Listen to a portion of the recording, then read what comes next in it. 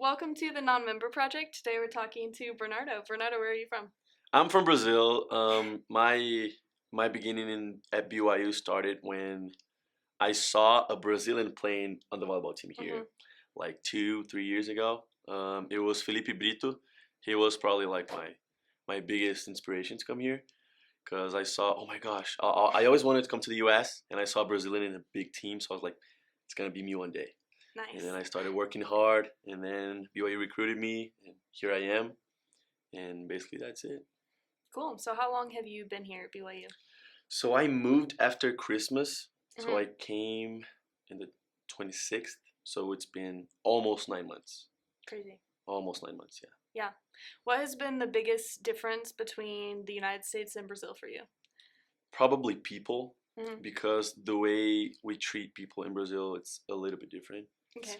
I mean, always when I meet new people here in America, they always say like, "Oh, you're so like warm, you're so like energetic." And in Brazil, that's how we deal with people, we always like hug, we always kiss each other. So like, I think this is the biggest difference, because I would say food. I make food at home, so it's not a big deal. And the other big difference, it's beach, because I used to live by the beach.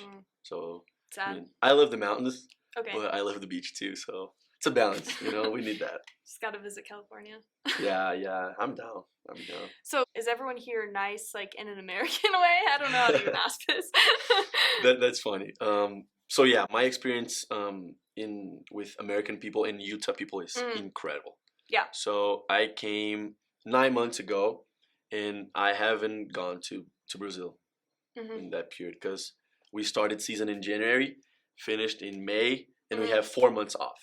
So like we are off until now. Yeah. So I haven't been to Brazil. So I love here. I love people here. I had a knee surgery, and people helped me a lot. I could count on a lot of people, a lot of friends. They helped me a lot with carpools and stuff. So I love people here. Yeah. How do you feel about being a non-member at BYU? Did you understand, like, when you first started looking into BYU, that it was LDS school? Or? So back at the time, like 3 years ago, back at the day, when I saw Felipe playing in the team, I had no idea about the church. Okay. I mean, I didn't hear about the church in Brazil. I didn't know it was a deal, a big thing, and only when BYU contacted me, I knew that. Okay. They're like, so yeah, we have the church, and I was like, the church? Like, wow, what are you talking about? It's a university, Yeah. But what I feel being a non-member here is honestly a big responsibility, because what I understand is that we as non-members, I feel that we have more responsibility than members receiving us here. Okay. Because what I feel is that we are coming to their space, and they are receiving us in their space. Yeah. We are taking a spot, if that makes sense. Yeah. So I think that we have to be very careful, and I feel that our responsibility is way bigger than their responsibility. Okay. According to attitudes, according to actions, according to culture, Okay, so just like respecting LDS culture, coming in and understanding that you're the one that needs to adjust, basically. So yeah, 100%, because BYU is a LDS institution. Yep. So what I understand is that when I come here, I have to adjust myself, and I have to not change my personality, because I mean I don't want to change my personality. That's who I am, but adapt to the culture. I think that's crucial for that. Yeah. So do you have a lot of friends then that are LDS? I have a lot of friends. I mean, I would say that 95 of my friends are LDS. Yeah. In Utah, 100%. Yeah, that's about the breakdown. So that's what we got. 95% LDS friends. I think that's one misconception some people have about non-members. Like, we just stick with LDS. I mean, non-LDS friends. But for the most part, like most of us, I would say, have majority LDS friends, because that's what's here. Yeah, we are in their space, so we have to adapt. We have to be friendly, And this is funny to say. So what are some ways that you feel like you've adapted to fit the LDS culture here? Saying bad words. Okay. I mean, yeah. In Brazil, we say bad words. I mean, I'm used to say bad words, like informally. Right. In here, they just don't. Right. Never. It's not casual. It's not casual. No. And this is something that I have to adapt. It's not something like, oh my gosh, so hard. No, it's not. It's just, I just don't have to say it. But I mean, other than that, I feel that when people meet principles, Mm-hmm. the relationship is way easier. Do you think that it's been easier for you to fit in at BYU because you feel like you share most of the same principles with? Oh, LDS people? 100%. 100%. Well, I mean, I feel that my biggest principle is goodness. Like, be a good Okay. person. Mhm. Not to think about what a good man would be. Just be one. And I feel that this is the biggest principle of the LDS culture too. Yeah. Like, True. To unity, be a good person. be a good person. You know, Mhm. community sense. I feel Yeah. that this is me, and regardless of my religion, Mhm. I'm a good fit. Totally. Yeah. Did you grow up in a religious area in Brazil? Not really. I grew up in a party area in Brazil. Okay. Because I used to live at a beach that people would pay vacations at. Okay. So it's a party beach. Mhm. Like, DJs from all over the world Mhm. would go to my beach. I would just walk to the place and just listen to the music. So it's not a church place like at all. It's not a religious place at all. My parents are religious. My mom is Lutheran and my dad is Catholic. Okay. But I don't share the same faith. Mhm. I still trying to figure it out, things about Mhm. life and existence. That's a hard thing to do. But yeah, I think that's it. Yeah. Have you had any experiences at BYU where you were recognized as a non-member? Like, did people know when you came in? Did pretty much everyone know you were a non-member? Or have you had experiences in classes or anything where people find out that you're a non-member and they didn't know? That's a hard question. I don't really know because so the thing is, when we start conversations with people, Mhm. the first thing that I notice is that they notice my accent. Okay. Because I have an accent. Yeah. I try to. I mean, I try to improve my English like as hard as I can, but it's inevitable. I have an accent. Yeah. So people already like, oh, where are you from? You know? Okay. So, oh, I'm from Brazil. I'm on the volleyball team, whatever. And they go, oh, so you came here for volleyball and stuff? Yeah. And then they go, oh, are you a member? And I go like, no, I'm Okay, not. so they ask. So Yeah. so like 90% of the time Yeah. they ask, and I go Yeah. like, no, I'm not. Okay, And they go like, oh, really? That's so cool. Like, of Yeah. course they are surprised, you know, Yeah. because I'm in their space. The same thing. Right. So of course they'll be surprised, and Yeah. I mean, they ask. Yeah. They ask. The majority Okay. of the time they ask. And most people have had like a very positive response to it. Oh yeah, totally. Yeah. Totally. It was never something like, oh, you're a member, and they walk Yeah. away. Never. Yeah, no. It was never like that. No. Yeah, I think most people haven't had negative experiences. Like if you tell someone you're a non-member, they're just kind of, people are excited. Oh yeah, that we're yeah, here. totally, They're happy totally. to Something exotic, you know. Yeah. Literally. That is how people treat it though. They're Yeah, like, oh my totally. gosh, you're different. Some people have talked about the difference between athletics and upper campus, like how there's tend to be a lot more non-members in the athletic space than on upper campus, where you're taking classes and even coming to eat or whatever. Do you feel like the dynamic is different in upper campus versus athletics, and has that been something you've noticed or has affected you? Yeah, totally, Mm. totally. It's something natural. I feel like, Yeah, for sure. because on the athletics we can be more informal with the people that we don't know, because Yeah. we know that we share like the same routine. Yeah. That is like study, eat, practice, sleep, and repeat. Yeah. So we share of the same routine with the same lifestyle. Yeah. So we can be more informal and more, not more friendly, but more warm with them. The same with my teammates. Right. With my team, they are my best friends, my teammates. So I can count on them for everything. We just make jokes together, you know.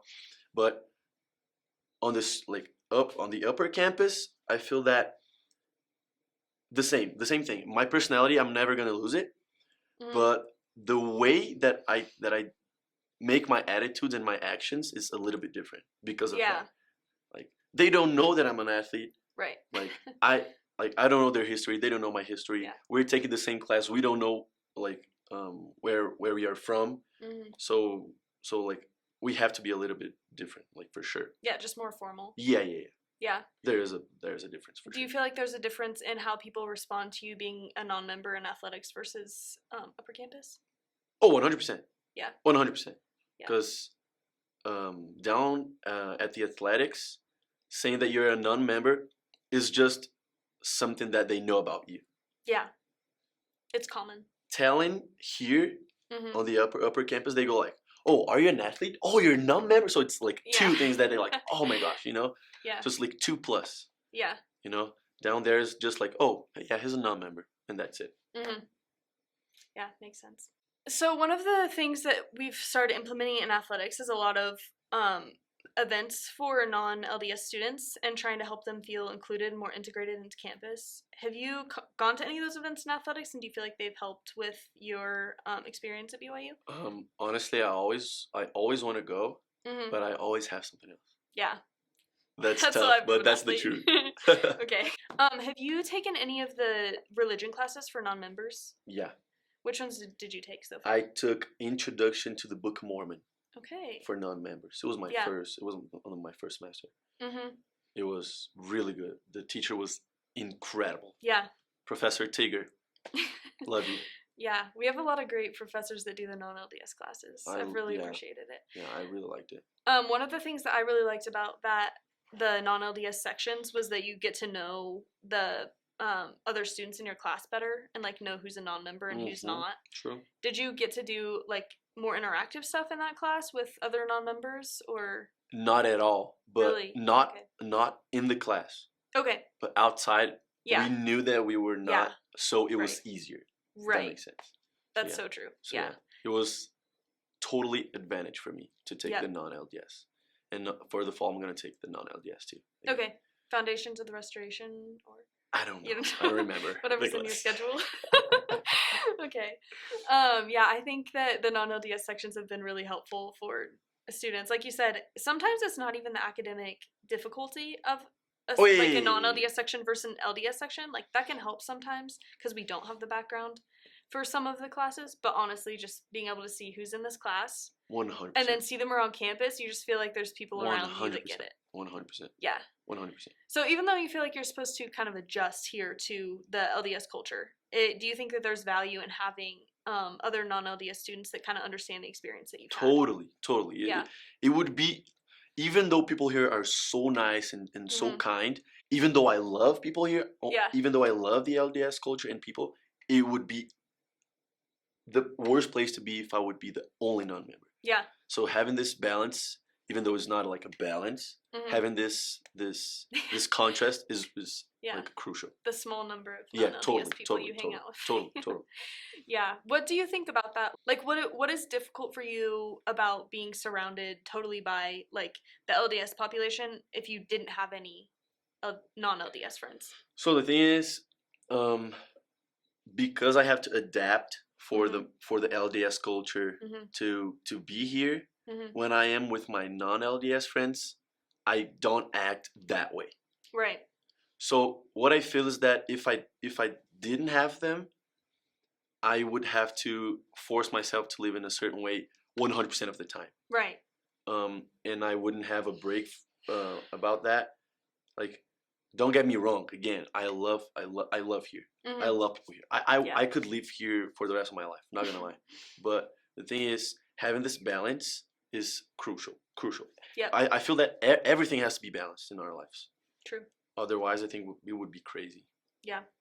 So what do you feel like you compromise when you're around, like, say you're on campus and you're kind of living in a different world than you come from? Like, what are the things that you would say are different that you then later would, include in your interactions with your non-LDS friends that you don't have here? Like differences? Yeah. I mean, I'm Brazilian, so jokes. Okay. Jokes. Like, jokes is number one for sure. Yeah. Like, and this is not about the LDS culture. It's about the American culture. Okay, interesting. Because American culture is a lot, is protectionist. Sure, yeah. And in Brazil, we really don't have that. So we can say a lot of things to a lot of different people and no one cares. Right. So jokes, number one. We're too nice in Utah for that. Totally. Depends on what state you're in, but Utah. No, and people apologize so much. True. They don't need to. Sorry. Yeah, sorry. So No, sorry. no. Sorry, you're good. You're Yeah. fine. That's life, you know. Right. More things. Sundays. Okay, yeah, that's a good one. Sundays is something. Yeah. Because I mean, Sundays in Brazil is a normal day. Yep. We just live Sunday. I mean, some people go to church on Sundays, but everything is open. You buy stuff. You go to the beach. You do whatever. And here, no. Yeah, here not it's at all. a day off completely. Right. So, yeah. And this is very, very different. Very different. Right. Even like we've talked a lot about how it's different for members out of state than it is for members in Utah. But I think some people, even if you just have never lived in Utah or never visited for an extended period, do not know how shut down everything else is on Sundays. It's actually crazy. It looks like apocalypse. Everything is shut down. Only place people are driving is to church or to family dinner. True. And so the highways are really clear. Mm-hmm. And it's the perfect day to grocery shop. That's true. Because no one's at the store. That's true. Yeah, but basically nothing. I mean, there's like restaurants open, sort of, some of them. Like fast food. I don't even know what's open and what's not. Some stores. For a short period of time, maybe. I don't know. Yeah, the Cannon Center. Did you ever have to go to the Cannon Center? Oh, I love the Cannon Center. Okay. Being a volleyball coach every day. Okay, so the Cannon Center on Sundays, on fast Sundays, the Cannon Center is only open for like 2 or 3 hours for everyone. Yeah. Only one meal, which is really not good if you're living in Gila. Yeah, that's true. I was in Heritage in my first semester. Yeah, so you had a kitchen. So yeah, and on Sundays I would go to the Cannon. Same thing. Yeah. Same experience. Yeah. Sure, there's less things open in the Cannon Center. Like there's less stations. Yeah. There's not the burger one. Have to work. The burger one. Oh, yeah, tip. If you're going on Sunday, the burger place is not open on Sunday. Be careful about that. Don't be disappointed. What were your first couple of days at BYU like? So my coach, he picked me up at the airport, at the Salt Lake airport. Yeah. It was the evening of the 26th. Okay. So Heritage Halls was closed. Everything was closed. So he put me in a hotel and I stayed there alone.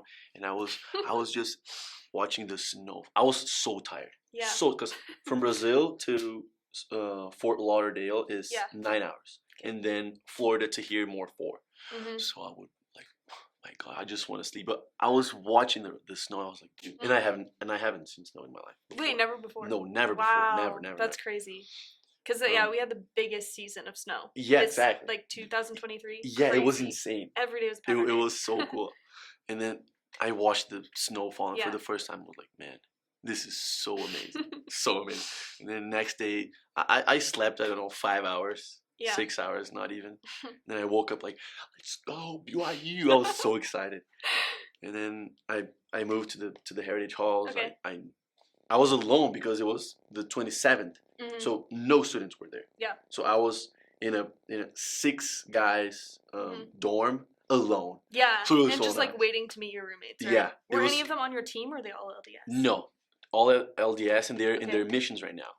One in Scotland, one in Argentina. One in, a lot of places. You could like put them on the map. So, yeah, exactly. And I miss you guys because I love you, okay? Yeah. They've been to all my games in my season. All of my games. They're incredible. Yeah. So I mean, getting to know new people was the most fun thing. It was the most fun thing. Because as a freshman student athlete, we have this class that we have to take is student development. I don't know the number, but it's basically learning skills and like school skills that you need as a student athlete. So all the student athletes, freshmen, they would go to that class. So I knew everyone. It was so fun to meet them, and it felt like a high school. Yeah. A high school class. It was so fun. Honestly, freshman year at BYU does feel like high school because then everyone leaves on their missions. So it's like senior year of high school all over again, and then you just like bye. As a non-member, I don't know. Were you living like mainly with freshmen, right? If you were in Heritage? Were you living mainly with freshmen in Heritage? Yeah, yeah, yeah. Okay.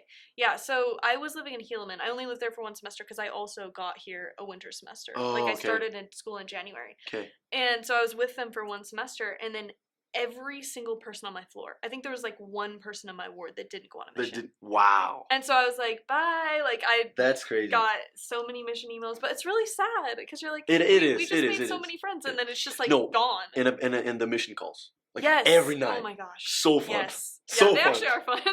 They're like, where's he going? Where's he going? Where's he going? And then people go, I think I'm going to Brazil. I think he's going to Italy. And then he goes, did anyone go to Brazil? Yeah. Yeah? My best friend went to Brazil. Aww, that's so She's nice. over there right now. That's amazing. Yeah, in São Paulo. The same mission that my best friend on my team served his mission.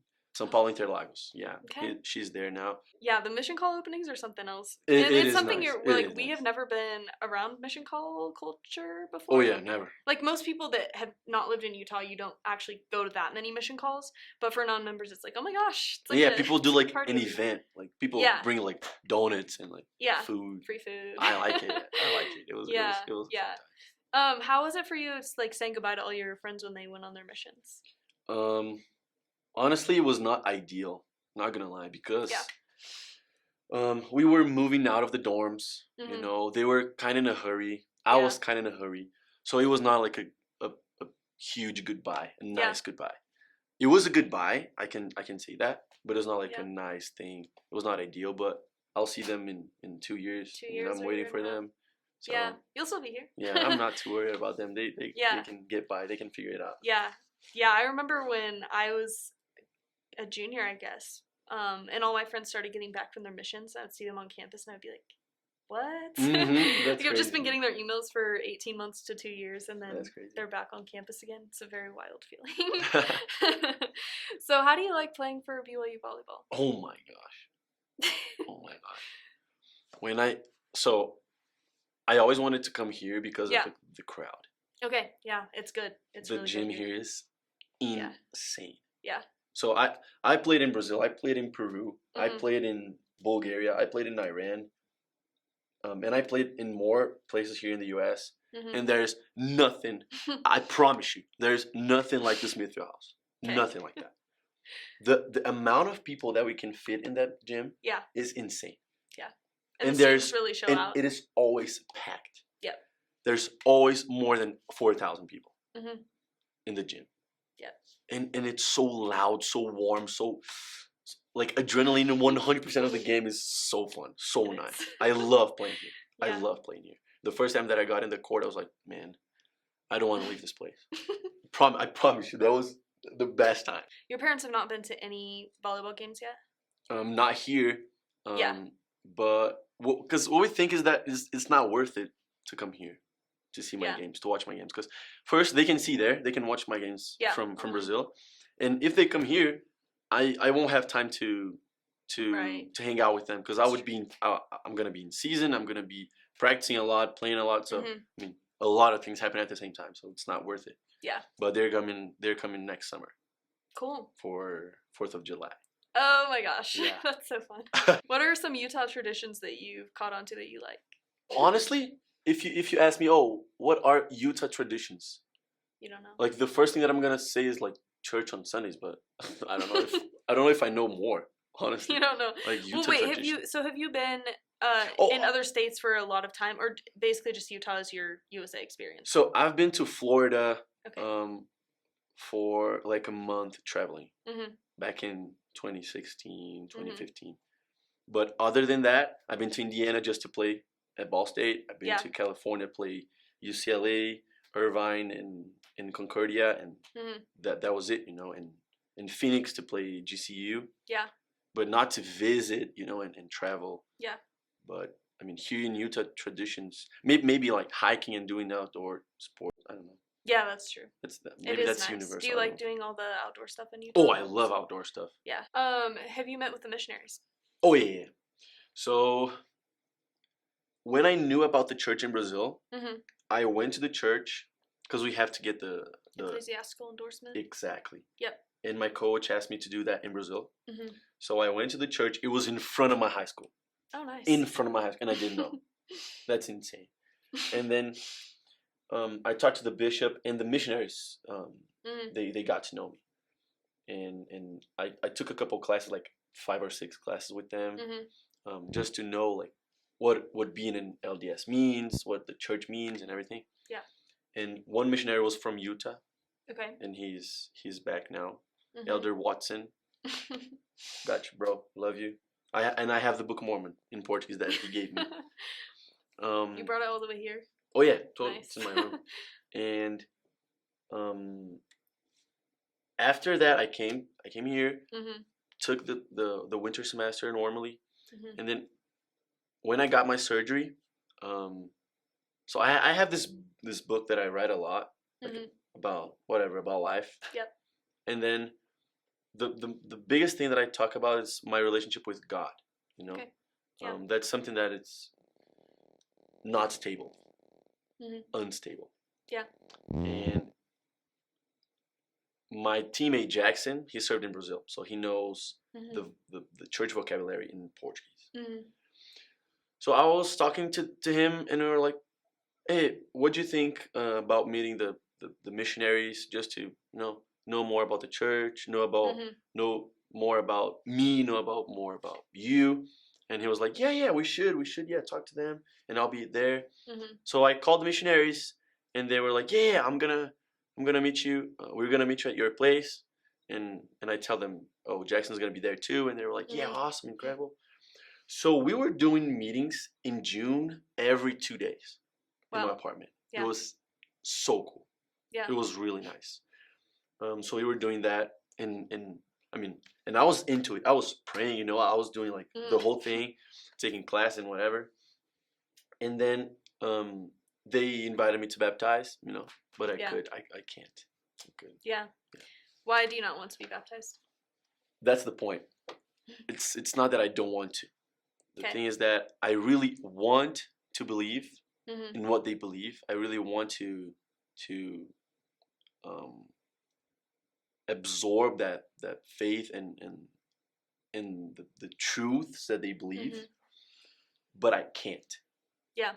And what I feel is that for me, freedom is an illusion. I don't think that freedom exists, Okay. because I don't think that I have freedom to play volleyball, because my whole life was like that. My dad was a volleyball player. I love volleyball. Don't get me wrong. I love playing volleyball. Yeah. So fun. But I didn't have the freedom to choose anything else. Like, Mhm. oh, what if I wanted to be like ice curling player, or I don't know, like a baseball player? There's no baseball in Brazil. Like, You what don't about want to that? be a baseball player. So exactly, I won't be a baseball player. So what we were talking about is the same analogy, but at church. Yeah. My whole life, I've been learning stuff that's not on the LDS faith. Mhm. So when I come here, even though I love this, even though I really think that people like really believe that, Yeah. and they really do. Like it, the faith is not even, it's not only a faith, it's a lifestyle. True. And I love that. And I really want to, but I can't, Yeah. because of this the beginning of my life, the way that I was raised, Yeah. you know. And that's why I didn't get baptized. Yeah. So And you said before that you just feel like it wouldn't be honest to get baptized because you don't believe it. oh yeah, totally. Yeah. Totally. So if I'm gonna get baptized, I want to be sure that I truly believe that, Right. but I don't. Yeah. But I want to. I mean, Yeah.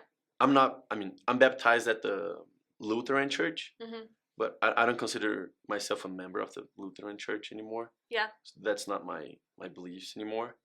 But I mean, that's how it goes. Mhm. We change, and my mind is open. I mean, I'll never Yeah. close the doors for baptism. Never. Yeah. Maybe it happens. I don't know. Who knows? Not all Life the is so missionaries are going to be unpredictable. chasing you. Yeah, you can talk to me, guys. I love you guys. I love the missionaries. Yeah. I think it's good to note though for all of our LDS friends, like a lot of non-members come here and genuinely just do not believe it's true. We'll meet with the missionaries, we'll give them an honest chance and really listen to what people have to say and come out not believing it, and it is more honest for us not to get baptized, like you said. Like it Okay. doesn't make sense at that point to get baptized, even if you can admire certain things about the culture and about the people. And sometimes it can be hard for people to hear like what you're saying, where you know you really did give it an honest chance and you simply do not believe it, and it's not that you haven't been genuine about it. Yeah, totally. Like I've had. I don't know what your experience has been, but I've had people tell me, because I have been someone who's looked very much into the LDS doctrine and faith, and I have learned so much about the LDS church, and people will be like, oh, well, did you pray about the Book of Mormon? I'm like, yeah. A lot They're of like, times. yeah, and they're like, well, what did God say about it? I'm like, I don't believe it's the word of God. And that's the next thing that you often hear is like, well, you should pray more sincerely. And I'm like, what, man? I think just like knowing that sometimes there are people that really have, whether it's out of interest or respect to the people around them, really looked into the church and simply don't believe it's true. And that's not a, that's nothing wrong with them. It's just sometimes that's and it's natural. Yeah, it's natural. It's the way they were raised and the way we were raised. So that's how it goes. Yeah, and we still deserve to be treated with respect, even though we don't. Totally. You respect them, they respect us, and that's it. Yeah, but for the most part, like my missionaries I've had so many sets of missionaries. They've been very respectful and kind. And yeah, the thing that I love about missionaries is that they are trained in a way that I won't say always, because I don't know the whole world, but in my experience, they always know where I'm coming from.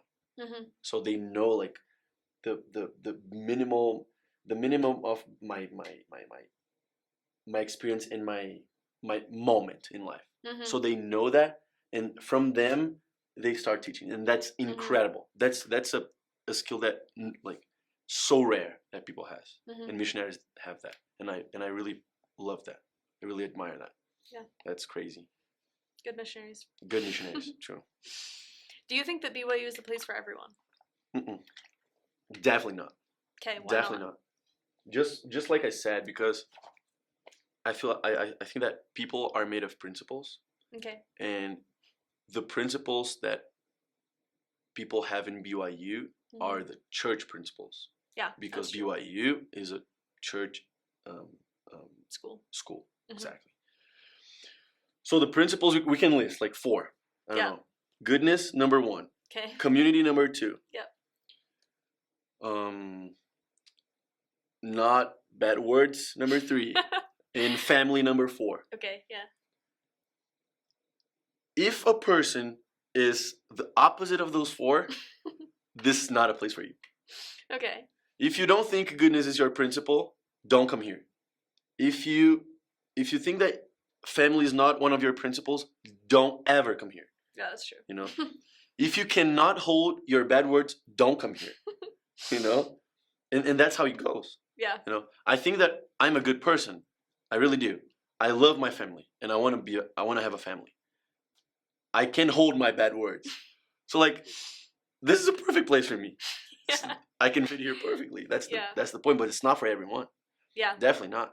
So what would you say, like, if someone is being recruited by BYU right now and they're like, I'm not sure if this is the place for me, what would you say they need to know about, like, deciding whether or not they should come here as a non-member? Know your principles before coming here. Yeah, that's true. That's the crucial point. Yeah. If you don't know your principles, pause, time out, write down your principles, like write at least 10 things that you think that are your principles. Like open-mindedness, goodness, whatever you want, justice, whatever you want. And then I can tell what are and you can talk to the missionaries. The missionaries are going to tell, what are the principles of the church? And they're going to tell you. Right. If there is a match, come here. Yeah. 100%. If there's not a match, be careful. Yeah. Be careful. Yeah. Because you're going to have a hard time. Yeah. Sure. And a lot of people do. And I think also, like principles wise, we don't want to make it seem like if your principles don't align with the church, that you're not a good person. Because there's plenty of people whose principles just don't align with the church that are very good people. Totally. It's just like the whole LDS lifestyle is very different. And so if you're not prepared to come into the school, probably you should know some about what like you said, some about what the LDS Church believes and what the members believe before you come here, just so you know whether you could hold to those standards or not. But yeah, I think there's a lot of people that are really good people who just don't live their lives close enough to what the LDS Church expects that they can be comfortable here, because yeah, it's definitely a lifestyle change for a lot of people. It's a lifestyle change. That's right. That's, it's not just a set of rules. It really is right kind of a lifestyle change. That's perfect right there. It's a lifestyle. Right. It's a lifestyle. So it's not just. I think that's the difference of the Church of Jesus Christ of the Latter-day Saints and the other religions. No, not all of the other religions. Right. But at least religions in Brazil, the Christian religions. Yeah. Because this is a lifestyle. Mm-hmm. The other religions, I feel like in Brazil, it's a faith. They believe and that's it. Mm-hmm. But not here. They like live the way. Yeah. They live the way, and I admire that like a lot. Right. Yeah, but you definitely have to be prepared to be surrounded. Oh, totally. You have to be open-minded. Yeah. At least open-minded. Yeah. Yeah. Like you can disagree. I disagree with a lot.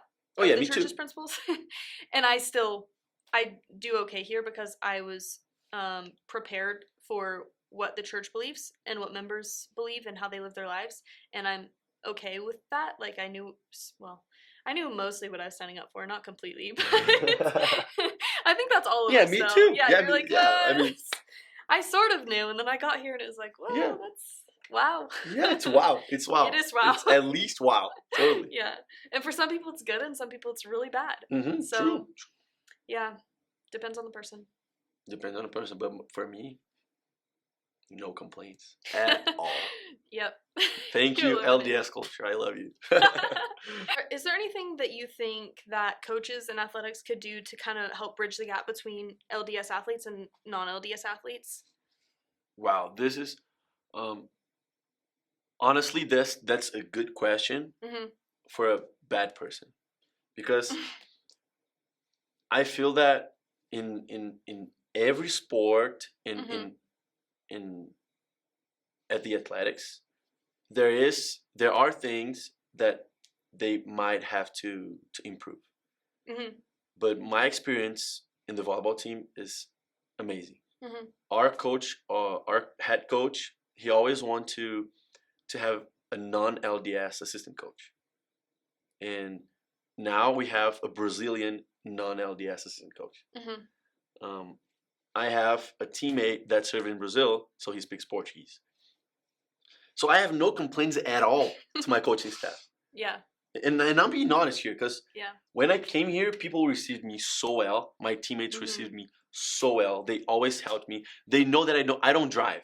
So they know that I don't drive. They are always offering me carpools and everything. So like, I mean, no complaints at all. And even when they recruited me, the assistant coach, non-LDS back at the time, was a different one. And he was the same way, respectful and so welcoming. I mean, I loved it, I loved it. Totally. Yeah. Do you think that there's anything just like in general that has made your experience with your coaches good, like how they implemented? I mean, you said you have a non-LDS assistant coach, right? Mm-hmm. So that does help. Do you think like having someone who's non-LDS on the coaching staff that you can talk to has been beneficial for non-LDS people on your team? 100%. 100%. Yeah. I just knock on his door, and I mean, I can knock on any door on the volleyball office that they're gonna receive me well. But especially with it's Otavio, his name. Mm-hmm. Especially with Otavio, I feel that, and we're coming from the same city in Brazil. The same city is like, that's cool. Oh my gosh. Yeah. What are the odds? Seriously. I feel that when I talk to him, I can be open, like fully transparent with him. Mm-hmm. He's gonna understand me, and he's gonna tell the truth, and he's gonna be honest and friendly with me. Mm-hmm.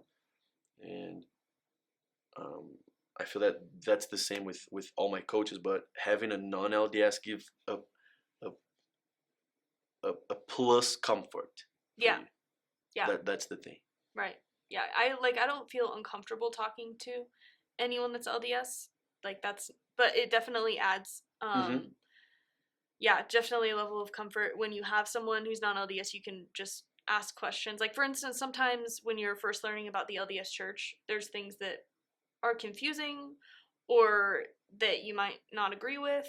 And it's easier to ask those questions to someone who's also not LDS than it is to try to say your question in a way that's like, you know, hypersensitive to someone that's LDS. Not that our LDS friends require us to be sensitive to them, but because out of respect, you know, like we don't want to be asking things in a way that's offensive to anyone. So yeah, I think having non-LDS staff in athletics and beyond, hopefully, is really helpful to all of our students that are non-LDS. Indeed. Yeah, helps with the adjustment period for sure, if nothing else. Is there anything else that you think would be helpful just in a general sense in athletics for non-LDS students? Like, not even as like a complaint of something that you have struggled with, but just maybe something that could be helpful to current non-LDS athletes or future non-LDS athletes? So you talked about those events that happen, and I really think that's helpful. I've never been to one. I want to, but I think that's helpful because when you it's the same thing that happened when you take a non-LDS religion class. Yes. Because you get to know right who are the people that are like the same as you. Yeah. Right. Because then the same way that you talked about it. Yep. You walk on campus and you're not alone. Yep. You look at them and they're there, you know, having fun, and you're having fun too. And then everything gets lighter. Yeah. For sure. Definitely.